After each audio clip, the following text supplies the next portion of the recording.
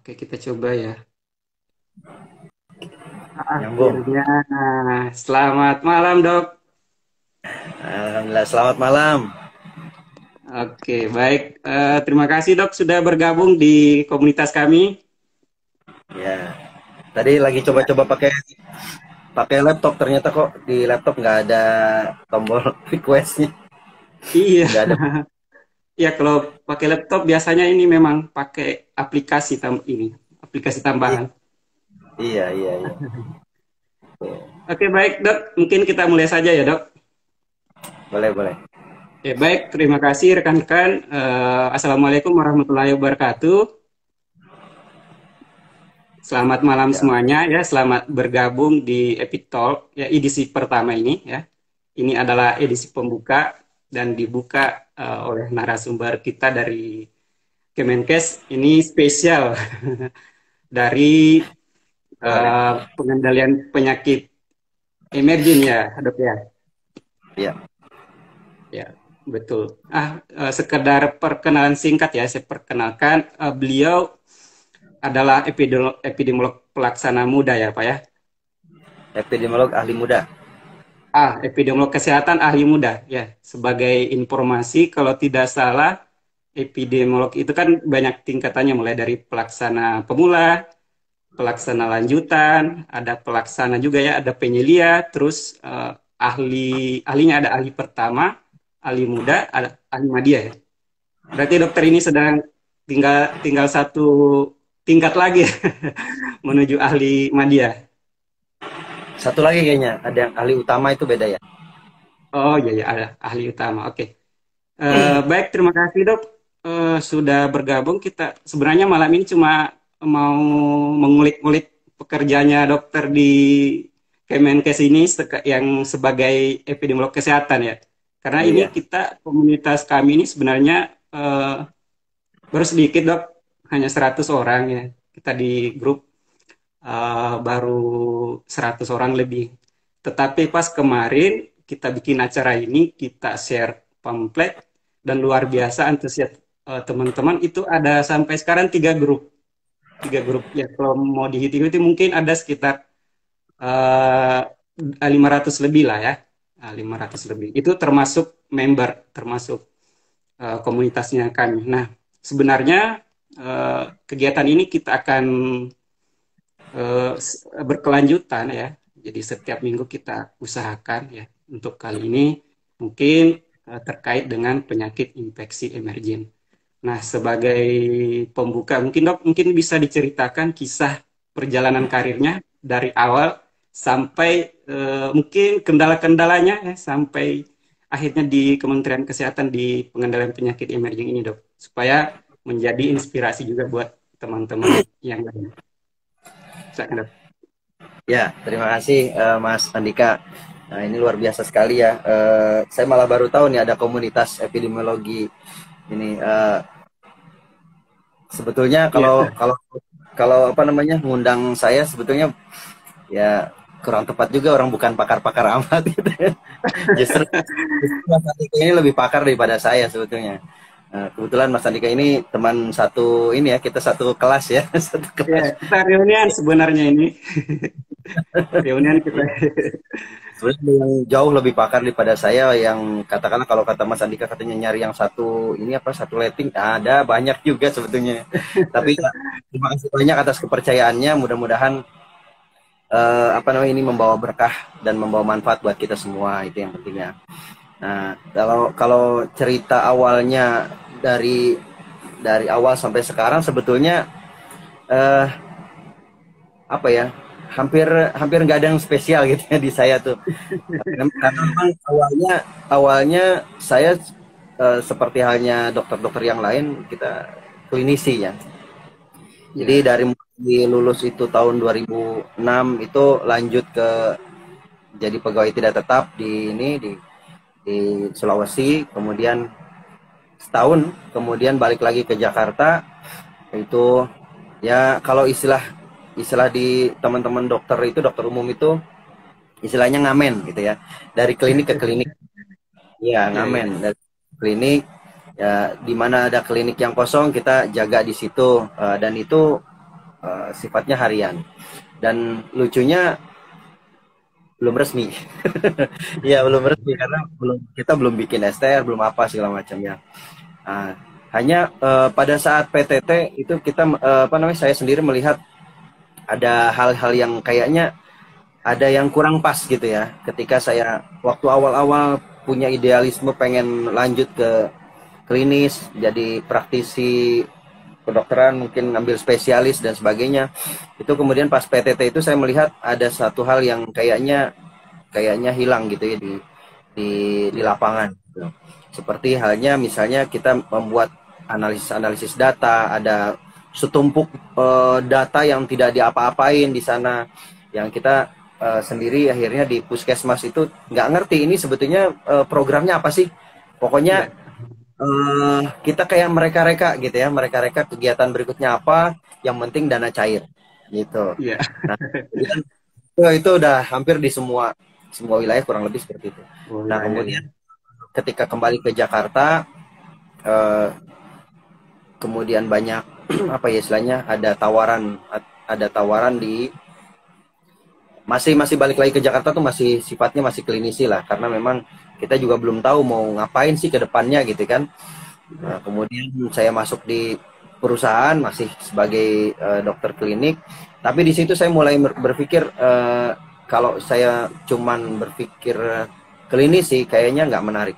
Dan saya juga Iya. terus terang kalau misalnya mau ke klinisi kayaknya passionnya kurang di situ gitu ya. Iya. Datang nungguin orang sakit gitu kan, diperiksa terus di anamnesis segala macam. Nyatanya saya dari sekian ini kayaknya pasien saya paling sedikit. Iya, iya. Pasien Ada sedikit bukan. klinik dia kan? Hah? Iya, Ada klinik di, sendiri. iya di klinik itu mungkin pasien saya paling sedikit.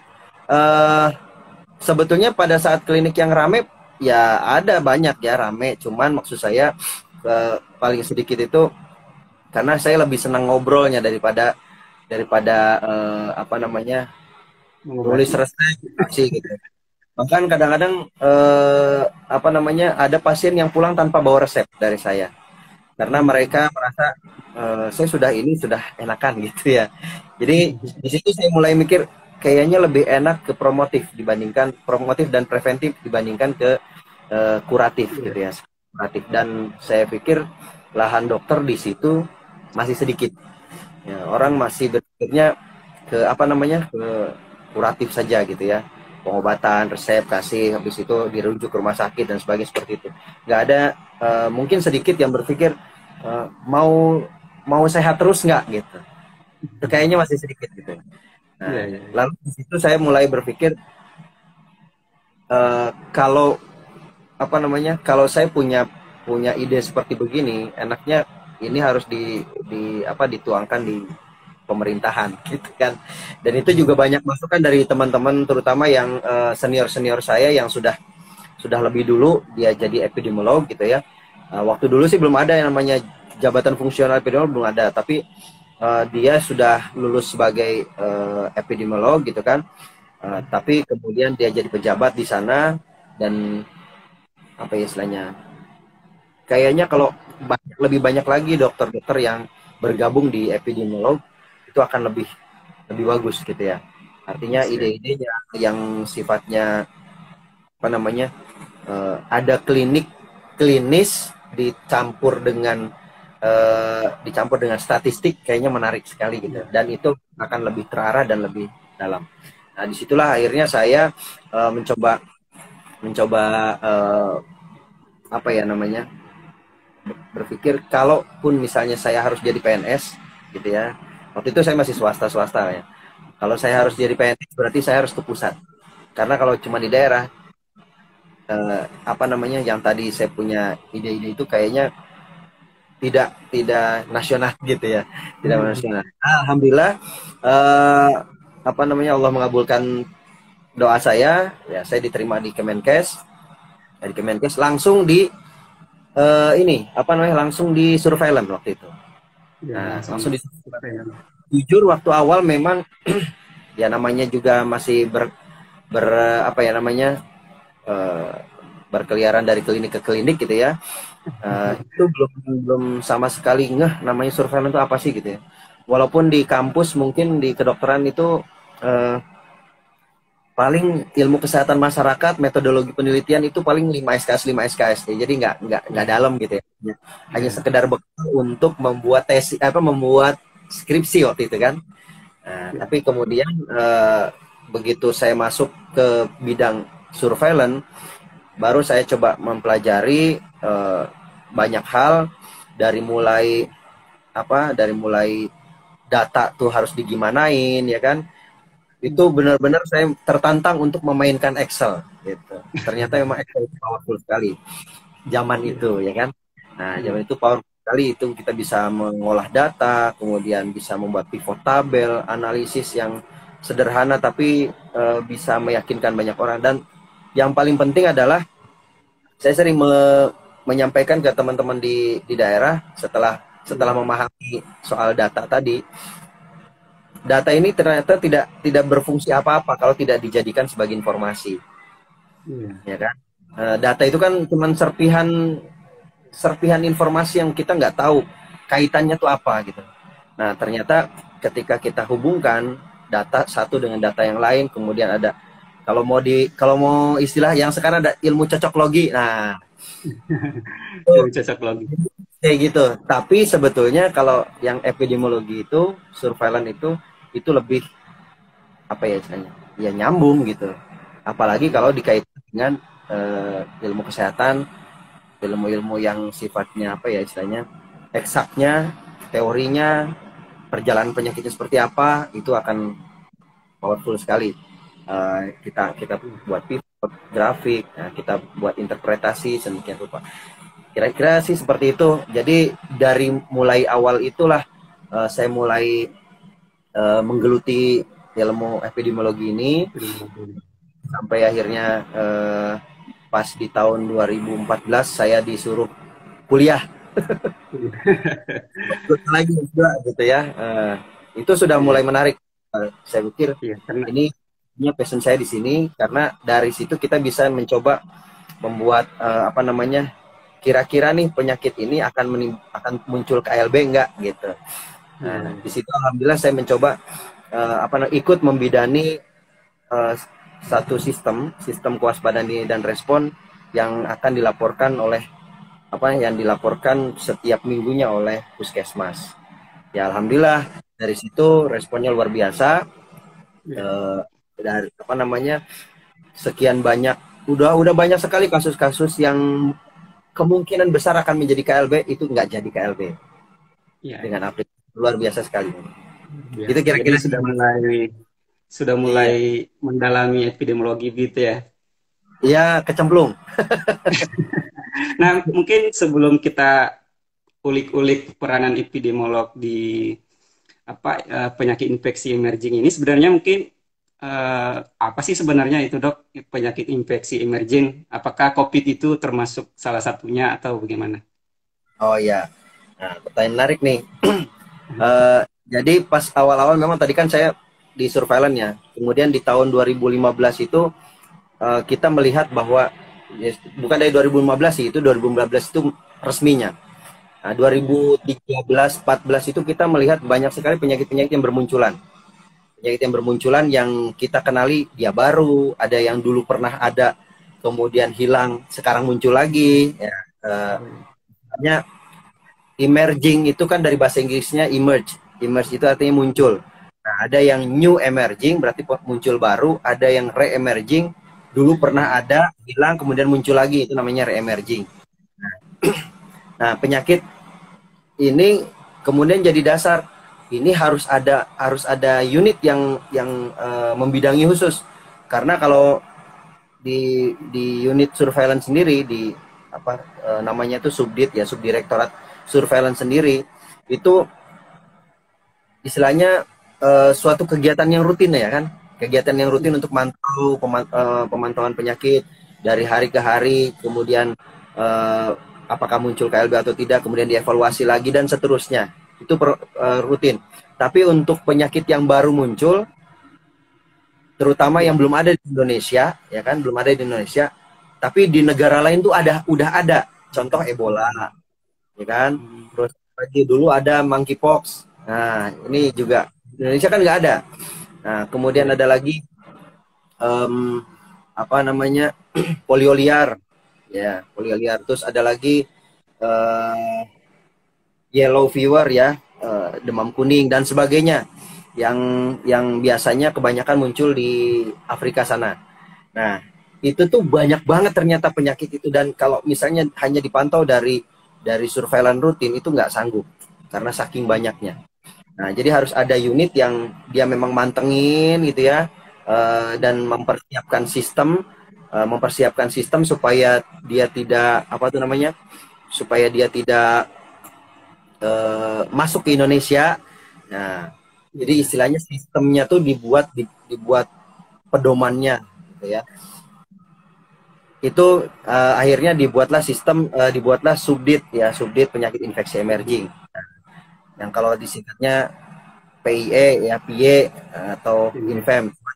Sekarang ini mintanya disingkatnya Infem saja. Kalau PIE itu Oh, eh, bukan ya.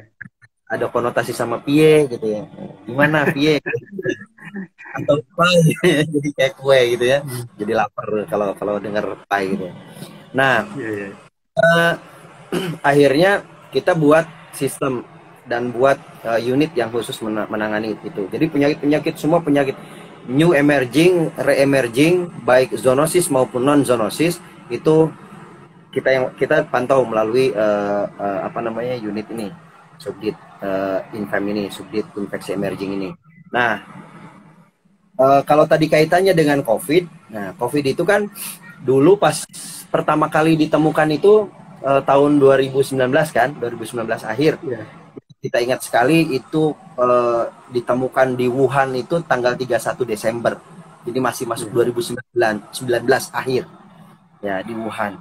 Eh, dan itu namanya baru new New. apa? New coronavirus. Neo New. gitu. Jadi Neo. coronavirus udah banyak sebetulnya, tapi ini baru nih. Belum ada sama sekali jenis yang seperti ini. Yang kemudian di bulan apa tuh, bulan Februari WHO menyebut ini COVID ya, coronavirus, Iya. Coronavirus. coronavirus infectious disease kan. Nah, 19 diambil dari 2019 itu untuk tagline kapan ditemukannya. Nah, jadi COVID ya termasuk EID atau termasuk Oh, new emerging, bahkan di emerging iya. di mana di seluruh dunia ya, di seluruh negara-negara dia new emerging.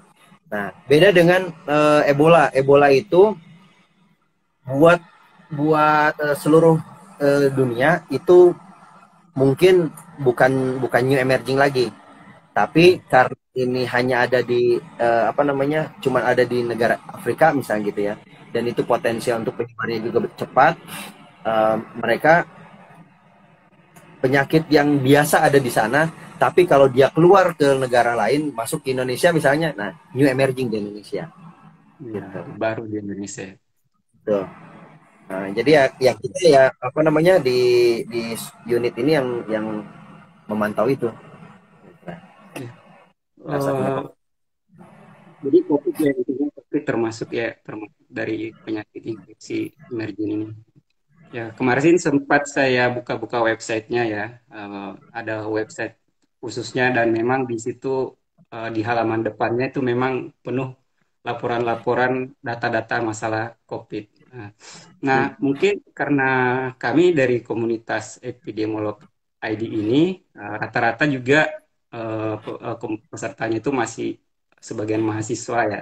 Ada juga Hmm. yang alumni, tapi kira-kira peranan epidemiolog di pengendalian penyakit ini seperti apa ya? Maksudnya di bidang apanya punya peranan yang paling penting untuk pengendalian penyakit ini? Wah, banyak ya, banyak banget sebetulnya. Eh, apa namanya, dari COVID aja kita ambil pelajaran dari COVID ya. Jujur Nah, sekali, boleh. COVID Contoh itu COVID ya. Nah, merupakan penyakit yang menyebabkan pandemi pertama yang mungkin paling lama dan paling menyedot resource yang cukup besar dari banyak negara juga, dan itu kita banyak sekali yang bisa kita ambil pelajaran dari situ. di sini pentingnya epidemiologi. Ya. Nah, penting sekali epidemiologi itu ternyata, terutama bagaimana misalnya memprediksi eh, apa namanya reproduction rate, kemudian misalnya apa ya namanya incident rate-nya, terus CFR-nya seperti apa, itu yang bisa bisa ngitung, itu yang kemudian melahirkan rekomendasi harus melaksanakan pengendaliannya seperti apa, termasuk misalnya eh, kapan nih suatu wilayah itu boleh dibuka. Sekarang kan ada istilah PPKM ya. Nah, Ya. kapan nih wilayah ini apa namanya dinyatakan sebagai PPKM level 1, level 2, level 3 misalnya. Terus apa yang harus dilakukan ketika level 1, level 2, level 3? Itu yang punya andil epidemiolog. Ya. Epidemiolog. Yang memberikan rekomendasi itu pasti epidemiolog. Karena yang punya angka, yang ngerti bagaimana caranya mengolah data angka-angka kasus itu epidemiolog. Kalau biostat itu hanya sekedar angka, tapi tidak dikonekin dengan kehidupan sosial. Tapi kalau epidemiolog, karena dia karena dia mempelajari tentang perkembangan penyakit beserta dengan determinan-determinannya. Nah, jadi Ya. kehidupan sosialnya, ekonominya, kemudian juga perpolitikannya segala macam itu Ya. main di situ andil. Nah, persoalannya kuatan mana antara ilmu epidemiologi dengan politik? Nah, itulah urusannya. Iya, terkadang disangkut pautkan dengan politik sih. Nah, gitu makanya. Tapi memang nggak bisa lepas ilmu epidemiologi harus harus apa namanya harus punya andil di situ. Kalau enggak, itu nanti banyak bermunculan para ahli epidemiologi dengan tebakan-tebakan. Iya. Ya, ya, Apa menyambung ini dok pertanyaannya mumpung saling berkaitan ya. Dokter tadi bilang itu epidemiolog sangat eh, banyak peranannya. Nah, kalau kita melihat kemarin-kemarin ini penanggulangan COVID, ada wacana yang muncul bahwa pemerintah itu sebenarnya tidak terlalu melibatkan epidemiolog gitu. Kira-kira pandangan dokter gimana? ya. eh Kalau dari pandangan saya sendiri secara pribadi, ya kurang lebih betul sih. Ya, betul. Makanya kalau boleh kita menafsirkan, ya mudah-mudahan nggak ini direkam, tapi gimana ya? Di kita aja ya. Tapi maksud saya begini, eh apa ya namanya? Itu banyak di daerah-daerah yang kecelek gitu ya dengan Hmm. data-data, kemudian mereka akhirnya lebih lebih takut dengan mengeluarkan data, ya kan, mengeluarkan data karena mohon maaf itu merusak citra kepala daerahnya. Ya, ya. Padahal ketika misalnya epidemiolog itu bangkit, kemudian menyusun sedemikian rupa data-datanya, dibuat kurva epidemiologi yang sedemikian rupa, dia akan bisa lihat dan memprediksi, Pak, ini kalau tidak ditanggulangi seperti ini, dia akan semakin meningkat, Pak. Gitu.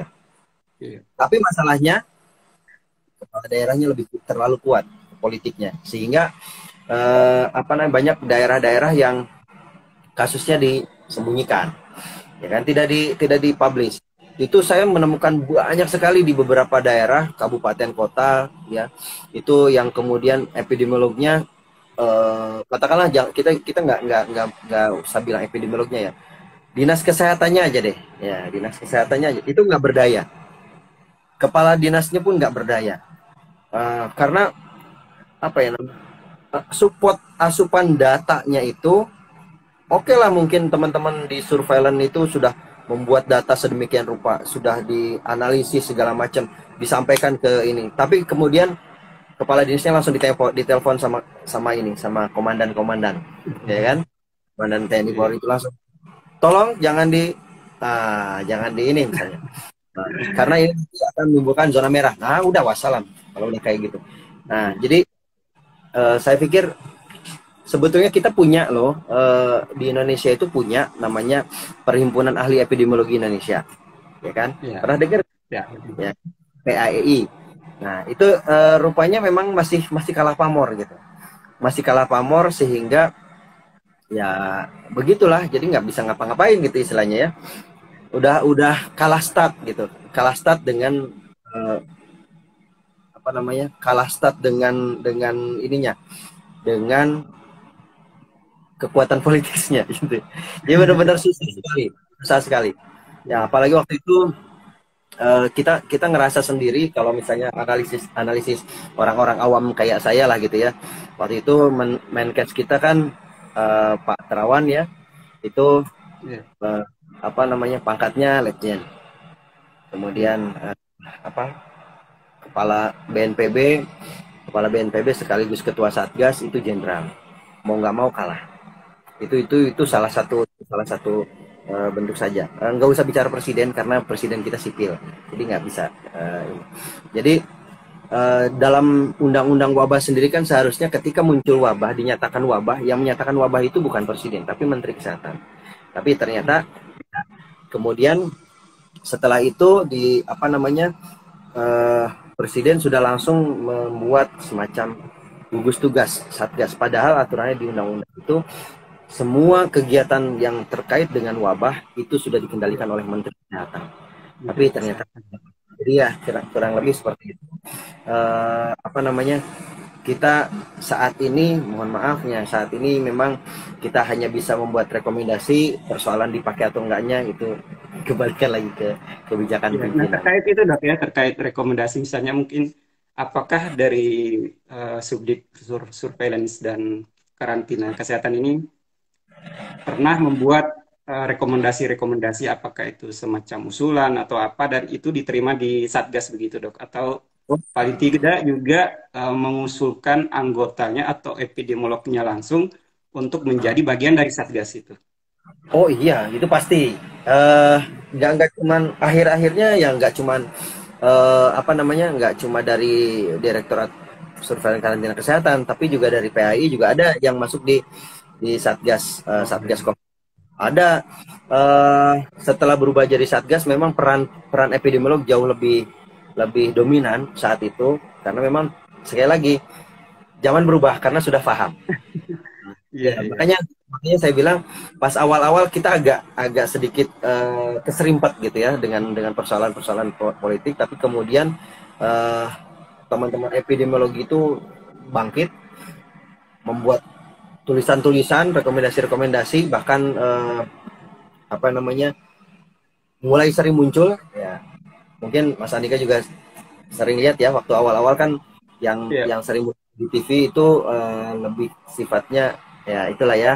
Nah, kemudian akhir-akhir ini alhamdulillah dari Departemen Epidemiologi yang muncul.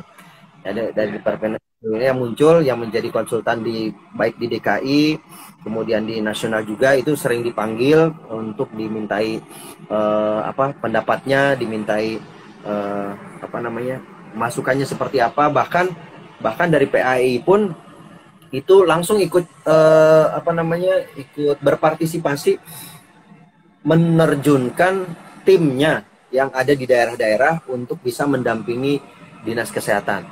Iya. Mendampingi dalam arti apa? Jadi semua apa namanya mengkoordinir pengumpulan data dulu. Pengumpulan data kemudian dilakukan analisis sedemikian rupa, kemudian disampaikan ke pimpinan daerahnya. Persoalan dipakai itu urusan belakangan. Pokoknya sampaikan dulu.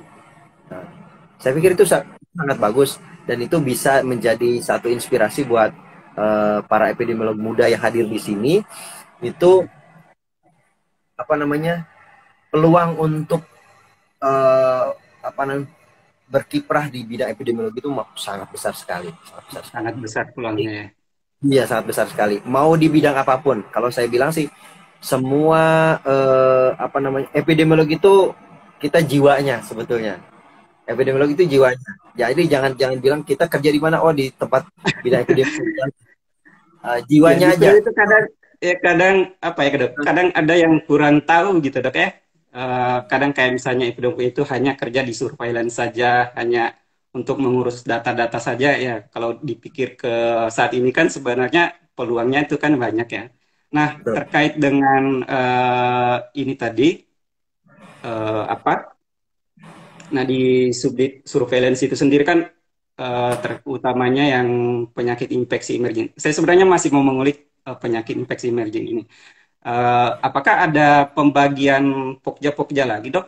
Atau misalnya program yang khusus per penyakit atau per program saja, kayak misalnya pencegahan itu untuk semuanya, atau memang ada khusus program kayak misalnya mungkin kita tidak terlalu ke COVID ya karena COVID sudah terlalu banyak. Anggaplah misalnya penyakit emergen yang ada di Indonesia itu yang kemungkinan kementerian itu sukses untuk mengendalikannya itu, misalnya penyakit apa, maksudnya konkretnya apa, penyakit apa, dan cara pengendaliannya seperti apa. Ya, makasih Mas Andika. Jadi kalau di apa subdit penyakit infeksi emerging itu kan dia di bawahnya Direktorat Surveillance Karantina Kesehatan. Nah, Ya. eh, di bawahnya itu ada subkoordinatornya itu ada dua, jadi deteksi dan intervensi. Nah, jadi tidak mecah per penyakit, semua penyakit di apa namanya di kita awasi, kita deteksi, setelah ketemu kita buat intervensi, kita buat respon dalam bentuk pedoman atau misalnya dalam bentuk apa namanya peta risiko. Nah, kebetulan apa namanya program unggulan kami itu kita membuat apa namanya semacam analisis risiko yang nantinya kalau dibuat eh, apa ya namanya dibuat sistem ke SPSS gitu ya tadi, eh, peta SPS apa namanya GIS gitu ya, dimasukin GIS itu Iya, kita iya. mau membuat semacam peta risiko. Jadi peta risiko itu program unggulan kita. Nah, kebetulan yang sedang kita garap untuk penyakit apa infeksi emergingnya itu kita baru pegang MERS ya, MERS, Middle East Respiratory Syndrome. Kemudian ada polio sama difteri. Nah, polio sama difteri ini di Indonesia udah ada juga kan. Nah, tapi Hmm, kita iya. sedang coba yang polionya itu jangan sampai ada masuk lagi polio liar. Nah, polio liar itu Iya. kan masih masih ada tuh di negara apa tuh namanya India, Pakistan itu masih ada. Nah, itu masih masih berpotensi untuk menyebar. Kemudian yang difteri itu juga kan masih sering muncul ya. Nah, kita mau lihat dari apa kita nilai dari tiga hal gitu. Dari ancaman, kerentanan, sama eh, apa kapasitasnya. Ya, kalau ancamannya kan jelas nih penyakit ya kan, kerentanannya juga. Tapi gimana dengan kapasitasnya? Udah siap belum daerah itu untuk melakukan penanggulangan? Nah, kita buat tuh pemetaannya. Kalau misalnya ternyata apa risikonya tinggi, kita lihat tingginya di mana. Oh, ternyata kapasitasnya rendah. Nah, berarti kapasitas ini harus ditinggikan. Kapasitas itu kan ada man, money, method, material Iya. sama machine. Nah, itu apa 5M ini jadi fokus kita juga karena surveillance epidemiologi tidak akan berjalan tanpa 5M Iya. gitu. Jadi, mau sehebat apapun eh, apa namanya sepinter apapun si ini apa namanya tenaga Tenaganya surveillance, kalau tenaga kalau epidnya metodenya. hebat pinter gitu ya bisa melakukan, tapi duitnya nggak ada, nggak bisa jalan juga sama gitu. Nah, jadi kita lihat tuh kapasitasnya seperti apa gitu. Ya, kurang lebih Oke. sih seperti itu yang jalan kita. Oke, Dok. Ya.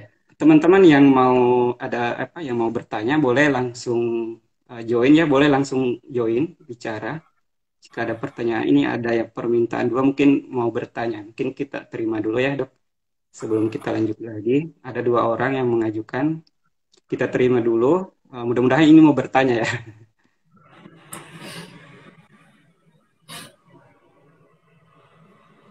Ada siapa ini? Dewi Raharusun. Eh, silakan. Silakan, Bu, mau bertanya?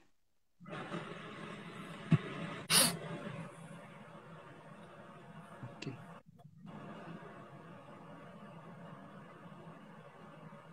Kayaknya loading ya.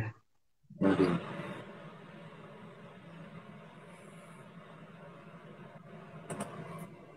Oke.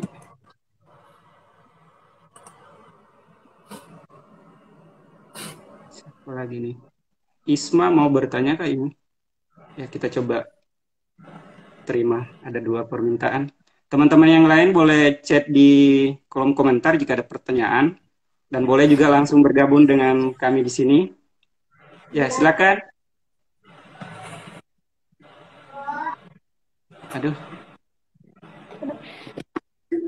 ya silakan.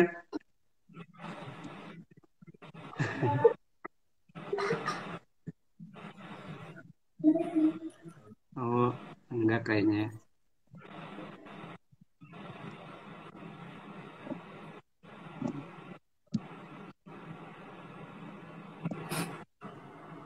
Oke, sepertinya hanya iseng dok.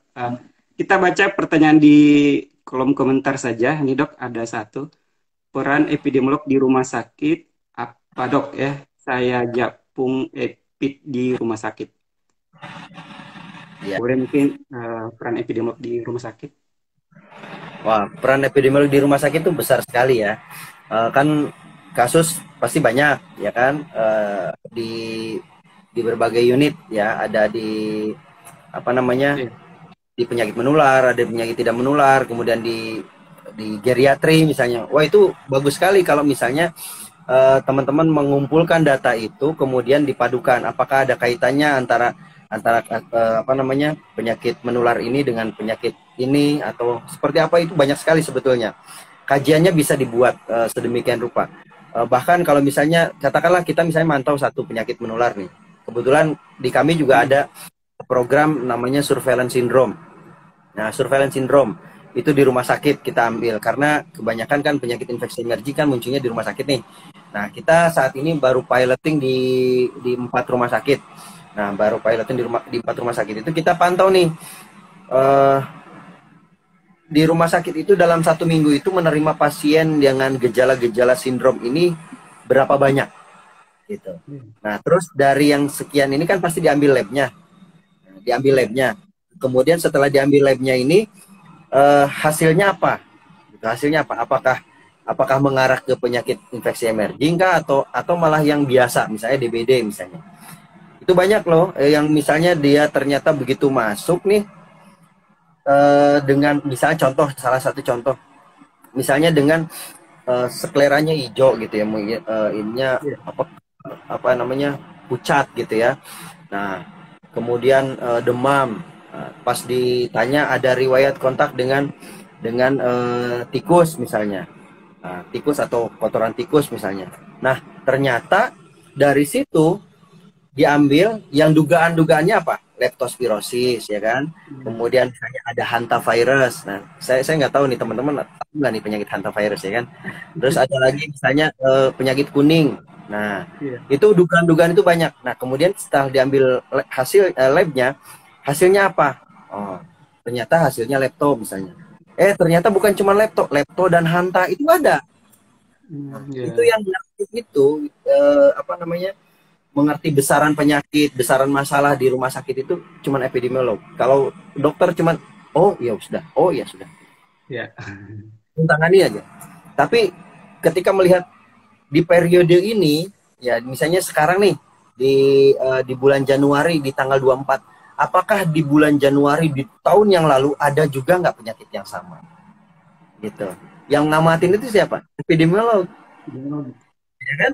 Berapa kecenderungannya muncul seperti apa? Makanya kenapa sekarang apa namanya, sering muncul hati-hati musim penghujan sudah mulai datang. Ya, Ya. nanti akan muncul penyakit diare, DBD dan sebagainya. Itu yang Ya. ngomong itu siapa? Yang ngerti itu datanya itu dari mana? Epidemiolog. Epidemiolog dari mana? Dari rumah sakit tuh yang paling ngerti karena kasus DBD itu paling banyak di bulan apa? Paling banyak di rumah sakit ya. Iya, yang paling ngerti ya epidemiolog di rumah sakit. Jadi jangan istilahnya mohon maaf, jangan mempertanyakan peran epidemiolog di rumah sakit seperti apa, itu udah banyak banget. Salah satu Bisa ya. contoh yang bisa dijadikan jadikan rujukan itu rumah sakit penyakit infeksi Sulianti Saroso itu bahkan punya departemen kajian epidemiologi sendiri Hmm. karena saking pentingnya, saking pentingnya. Itu bisa barangkali bisa menjadi inspirasi lah. Saya pikir wah itu kalau Intinya misalnya di rumah sakit ternyata luar biasa. peranan epidemiolog juga banyak ya. Oke, ada Betul. lagi dok ini pertanyaan dari Raila. Dok, saya mau bertanya bagaimana menurut pandangan dokter mengenai banyak di puskesmas yang memegang program surveillance namun bukan dari epidemiolog. Nah, ini saya kira dok, ini banyak kasus ini di lapangan ya, Ya, di ya, ya. puskesmas khususnya, terutama di daerah-daerah ya, itu program surveillance-nya ternyata yang pegang bukan dari epidemiolog. Gimana nih? Oke. Jadi bisa dibilang begini, seperti yang tadi saya bilang nih, epidemiolog itu tidak harus mengkaitkan dengan bahwa dia lulusan epid. Enggak, jangan dong. Itu terlalu sempit. Tapi epidemiologi adalah ilmu. Ya, epidemiologi Iya, adalah ilmu yang bisa dipelajari oleh siapapun sebetulnya, walaupun sesederhana apapun sebetulnya. Makanya tadi saya bilang epidemiologi itu harusnya jiwanya epidemiolog. oh iya, Mau iya, iya. apa namanya uh, fisiknya apapun gitu ya. Dianya misalnya lulusan Kesling lah, atau misalnya dia ternyata dokter kah, Iya. ataukah dia misalnya apa namanya perawat misalnya, nggak ada alasan sebetulnya. Tapi epidemiologi itu bisa dipelajari, minimal minimal suka dengan mengumpulkan data, kemudian suka melihat angka-angka dan mau diapain, itu udah jadi Iya. epidemiologi saya bilang. Kalau saya sering bilang gitu, itu untuk memudahkan aja. Karena tenaga epidemiolog mungkin kalau memang benar-benar berbasisnya basis pendidikannya epidemiolog mungkin sedikit. Iya. Tapi yang jago epidemiolog banyak. Banyak ya. Jadi tidak Dan menutup kemungkinan harus orang apa tidak epidemiolog itu harus harus memegang S2 programnya.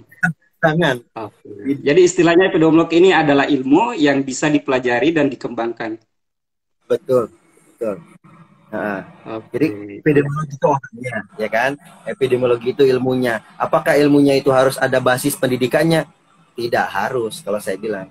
Bisa pelajari kok. Iya. Nah, teman-teman kalau masih ada pertanyaan boleh diajukan ya. Masih banyak kita masih masih banyak waktu. Kalau mau langsung bertanya dengan dokter bisa langsung ajukan permintaan join. Ya, sambil menunggu pertanyaan lagi, Dok. Ini kalau di program-program nasional kan biasanya itu, ini sih sebenarnya pertanyaan titipan dari teman-teman komunitas ya, karena rata-rata masih istilahnya mencari apa ya, jati diri, terus mencari pekerjaan lah utamanya ya. Kalau di program kayak di, kalau tidak tahu ya, kalau bagian apa itu yang kayak misalnya menerima tenaga kontrak yang memang khusus dipekerjakan kayak gitu. Kalau di apa Direktorat Surveillance itu sendiri ada nggak kayak misalnya ada pembukaan penerimaan tenaga epidemiolog lapangan misalnya untuk melakukan survei atau bagaimana? Ya seperti misalnya kalau ada pendata misalnya Riskesdas ada eh, rekrutmen untuk melakukan pengumpulan data kayak gitu. Ini sih sebenarnya rekomendasi supaya teman-teman punya misalnya kalau ada kayak gitu mencari info supaya bisa ikut mendaftar kayak gitu. Oke, kalau apa namanya by project sebetulnya banyak. By Banyak. project itu sebetulnya ada aja lah ya, bukan bukan banyak, ada aja sih sebetulnya. Terutama misalnya di awal-awal tahun itu silakan teman-teman hunting aja ya. Eh, Ya, terutama kalau misalnya senangnya lebih ke arah penelitian, ya silakan merapat di Litbang. Tapi kayaknya kalau tahun ini saya dengar-dengar SOTK-nya berubah ya, Litbang udah nggak ada nih. Iya, Kawan semuanya iya. ke BRIN. Kayaknya ada gabung ke BRIN kah kemana itu? Ya, ke BRIN. Nah, terus kalau yang ini sebetulnya kalau yang paling sering apa survei-survei itu eh, apa namanya di penyakit-penyakit yang sifatnya endemis. Nah, penyakit yang sifatnya endemis itu misalnya filariasis, kemudian malaria, itu biasanya sering tuh survei-survei. Nah, kalau misalnya teman-teman mau bergabung, itu bisa merapat-merapat aja cari-cari informasi di ini di unit yang Yang terkait ya. direktoratnya pencegahan dan pengendalian tular vektor dan zoonosis. Nah, itu biasanya di sana survei-survei itu sering tuh. Walaupun mungkin tidak melibatkan teman-teman epidemiolog secara lepasan, tapi Ya. teman-teman bisa mengajukan kalau misalnya hanya sekedar untuk proyek, misalnya. Atau misalnya di penyakit tidak menular juga, sebetulnya banyak juga. Kalau pokoknya yang paling sering melibatkan teman-teman epidemiologi itu di Direktorat Jenderal Pencegahan Pengendalian Penyakit P2P. Nah itu apa namanya, pasang telinga aja lah ya, siapa tahu ada gitu. Nah terus juga teman-teman bisa ini by project itu hunting ke ini USAID ya, USAID, kemudian CDC, kemudian juga apa WHO. Itu biasanya suka ada apa sih namanya tuh ya, job seeking apa apa, saya lupa di situ. Itu biasanya ada mencari misalnya apa namanya, tenaga freelance epidemiolog. Itu banyak sebetulnya informasinya. Uh, kayak kemarin selama COVID ini dari subdit kami saja itu hire banyak banget. Ya Banyak ya misalnya yang untuk tracer waktu tracer. itu Satgas COVID itu ada data manager. Nah, data manager itu butuh EPIN tuh. Data manager karena ngolah data tracing kan, hasil tracing. Kemudian apa namanya, yang di hire dalam dalam dalam jangka waktu tertentu ada juga. uh, Ya tergantung ini sih, tergantung apa namanya, Produknya. tergantung informasi atau kebutuhan yang sedang kita ini. Mesti Ya ada sih. intinya ada ya. Jadi teman-teman mungkin lebih aktif lagi untuk mencari Ya, informasinya. Jika misalnya ada pembukaan ya bersaing secara ya. ya sehat lah ya. Oke, oke. Kalau tidak ada pertanyaan lagi, mungkin kita akan mengulik sedikit dok terkait penanganan COVID. Ya, mungkin boleh ya, khususnya Omikron ini ya. Sebagai pelaksana apa ya, ahli epidemiolog, kira-kira penanganan Omikron ini ya, kita minta secara pribadi sih dok ya, bukan mewakili instansi atau mewakili lembaga ya. Maksudnya sebagai epidemiolog, penanganan COVID Omikron di Indonesia itu kira-kira apakah sudah tepat atau justru kurang? Ya. Wah, berat ya. Ya, disebut kurang ya, namanya juga kita belajar ya. Eh Seperti yang tadi saya sempat sempat singgung juga di awal, COVID ini membuat kita banyak belajar.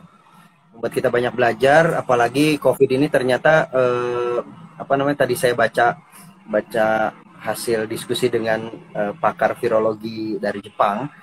Itu Iya. virus COVID ini, coronavirus itu salah satu, jadi virus corona itu dari dari 500 tahun yang lalu sudah ada. Itu Iya. ternyata virus yang mudah sekali bermutasi. Itu mudah Iya. sekali bermutasi. Artinya penanggulangannya itu cukup ya, apa ya namanya, susah ditebak ya, susah ditebak sih ya. Dia bisa dideteksi pakai apa sih, habis itu tuh jadi ini lagi, jadi bermutasi lagi ya. Itu memang cukup cukup melelahkan juga ya. Sehingga Iya. ketika kita baru baru punya kebijakan begini, ternyata berubah lagi nih. Berubah lagi. Iya. Nah, kayak misalnya waktu awal-awal kan bilang gini, waktu awal-awal Omikron ada ya, itu kan dibilang bahwa Omikron itu ringan, Iya. ya kan, ringan, tidak menimbulkan kematian, cuman memang dia uh, Cepat menular. bisa muncul yang sudah vaksin bahkan 2 kali, ya, Iya. 2 kali vaksin pun dia sudah bisa apa namanya, bisa menyerang gitu ya, tapi tanpa gejala gitu dan tidak menimbulkan kematian.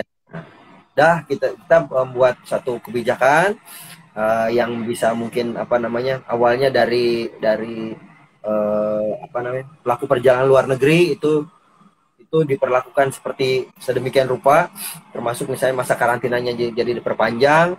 Kemudian ada lagi apa, testingnya, pemeriksaan whole genome sequencing, kemudian juga ada PCR-nya ditingkatkan lah gitu ya, PCR.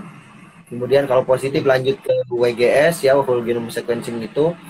Nah, kalau misalnya ternyata ini Omikron harus seperti apa? Sebetulnya sih nggak ngaruh sih, kalau mau Omikron mau Delta mau apa, nggak ngaruh. Isolasinya kurang lebih sama, masih tetap sama. Nah, eh, apa namanya itu tapi itu kebijakan itu tidak menyurutkan pemerintah untuk tetap melaksanakan pembelajaran tatap muka, ya kan? Karena Iya, iya. dianggap ya, ringan-ringan aja lah gitu. Nah, kemudian saya dengar informasi beberapa kasus Omikron itu di Jakarta ada yang meninggal. Iya, Nah, ada dua kemarin, ada ya dua. kan? Ya. Ada dua meninggal. Masalahnya apa namanya? Dia tidak ada komorbid kalau nggak salah itu ya, tidak ada komorbid. Tapi juga gejalanya nggak terlalu berat, tidak seberat Delta gitu. Tapi meninggal. Nah, ini akan membuat kebijakan berubah lagi. Entah Iya. gitu, apalagi sekarang ditemukan yang kasus-kasus Omikron ada di sekolah-sekolah juga, ya kan? Itu akan Iya. membuat kebijakan akan berubah. Jadi sebenarnya kalau mau dibilang berhasil atau tidak, kita nggak bisa, belum bisa apa namanya menyatakan itu karena itu perlu evaluasi berkali-kali, keberhasilannya itu harus dievaluasi berkali-kali. Jadi ya kalau mau dibilang pemerintah nggak berhasil, belum, karena memang kita terus mempelajari ini si COVID ini mau kemana sih larinya gitu, kita nggak tahu. Iya. Ya, ada pertanyaan yang masuk di kolom komentar, Dok.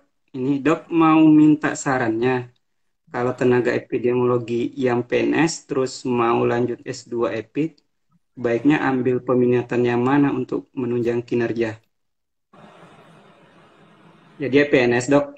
Ya, terus mau Ah, lanjut S2. Kira-kira mau ambil EPID apa? Kan ada EPID klinik, EPID komunitas, EPID lapangan gitu kali ya. iya, kalau saya Yang menunjang saya kinerja. saranin sih tergantung kebutuhannya, tergantung minatnya apa kalau misalnya di daerah itu apa namanya di daerah itu ternyata butuhnya lebih banyak ke lapangan, jadi benar-benar expert di lapangan, bisa cepat melakukan analisis lapangan, rekomendasi dari lapangan, itu kalau saya boleh sarankan ambil FETP atau Ya. epidemiologi lapangan. Tapi kalau misalnya mau ya kayak saya gitu ya, duduk di belakang meja gitu ya, di apa namanya hal-hal yang kejadian di masyarakat, ya masuk ke EPID komunitas ya. Tapi kalau misalnya apa namanya teman-teman itu ada basicnya kesehatan, ya ada basic kesehatan, itu perawat, dokter gitu ya, dan menarik untuk bisa melakukan apa tuh namanya melakukan analisis per penyakit. Nah, per penyakit termasuk nantinya akan merekomendasikan ke pengobatannya, berarti masuk ke EPID klinis. Jadi tergantung kebutuhan passionnya teman-teman. Saya nggak bisa menyarankan kemana. Terserah minatnya. Tergantung kebutuhan. Jadi Ya, intinya tergantung kebutuhan ya. Mungkin menjawab pertanyaan terakhir juga ya, sudah dijawab dari dokter. Ternyata kita sudah hampir, bahkan lebih 1 jam nih dok kita diskusi. iya ya. Ya, ya mungkin terakhir mungkin ya, mungkin ada saran-saran atau motivasi-motivasi kepada calon-calon epidemiolog kesehatan, khususnya teman-teman yang masih mahasiswa maupun yang baru lulus kuliah. Ya, terima kasih. Jadi kalau untuk yang soal saran-saran atau misalnya ya inspirasi apa, saya kira tadi dari obrolan dari awal sampai akhir, saya kira itu sudah banyak yang Ya, bisa diambil. Terutama yang saya suka menyampaikan bahwa epidemiologi itu bukan sekedar ilmu yang harus ditempuh di bangku kuliah sebetulnya, tapi itu bisa dipelajari dari lapangan. Jujur, kalau boleh saya apa namanya mungkin sorry belak-belakan nih sama Mas Andika juga nih ya. iya, iya, iya. 3 tahun belajar belajar di ini ya, itu saya kira eh, terapannya di lapangan itu nggak bisa semudah itu gitu. Misalnya Iya, iya. misalnya kita nih turun PE gitu ya, turun PE gitu, terus kita sebelum PE itu teorinya itu harus membuat question dulu ini segala macam, ternyata nggak bisa kalau Iya, ditebas iya. itu. Kadang-kadang nih, tolong besok langsung berangkat, kapan mau kumpulnya, kapan mau bahasnya, itu nggak bisa. Nah, jadi, Iya, iya, iya. akhirnya saya membuat apa namanya membuat statement di saya sendiri bahwa saya bukan apa namanya, saya bawa ilmu bekal oke lah ya, basicnya ada gitu. Tapi Ya, pas ya, ya. turun saya belajarnya sama orang lapangan. Ya. Ya, yang ngerti di Jadi lapangan tuh mesti mereka. belajar di lapangan juga ya dok ya.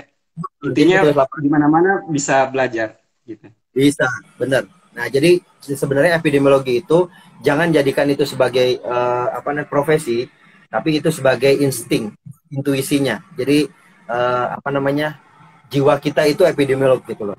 Jiwa kita itu epidemiolog. Jadi bisa belajar di mana saja. Bisa belajar di mana saja. Itu bahkan otodidak pun orang bisa, asal mau aja. Yang penting mau apa, pelajari dasar-dasarnya. Data ini mau diapain sih? Oh, ini data ini mau diolah seperti ini, seperti ini, seperti ini. Biar kata misalnya tidak dibuat grafik pun, tapi dia ingat bahwa sekian data yang sudah pernah dikumpulin itu ternyata terjadi lonjakan, itu udah jadi epidemiolog, walaupun epidemiolog ini apa namanya, praktis. Itu saya pikir fine fine aja. Nah, kalau yang sekarang teman-teman jangan apa namanya, menurut saya jangan jangan terlalu berpatokan uh, kemana ya saya kerja untuk jadi epidemiolog. Gak usah, data banyak di mana-mana, dicoba diolah, dibuat tulisan, coba diolah, dibuat tulisan. Kalau butuh butuh apa namanya, butuh informasi tambahan supaya misalnya datanya lebih akurat, itu bisa mengajukan wawancara.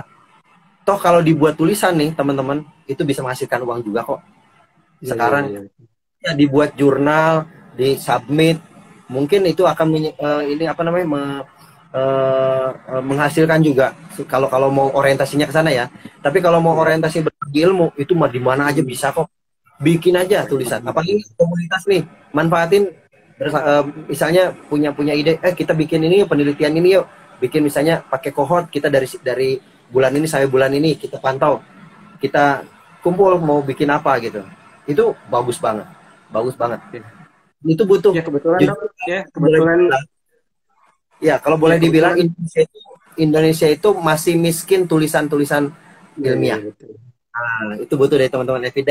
Ya, betul, kebetulan komunitas kami juga akan mengadakan pelatihan-pelatihan dan Ah, bahkan juga ada yang sempat buat divisi itu ya dari R&D-nya itu dia kayak mau membuat riset kemudian mencoba untuk publikasi ya, ya. ya.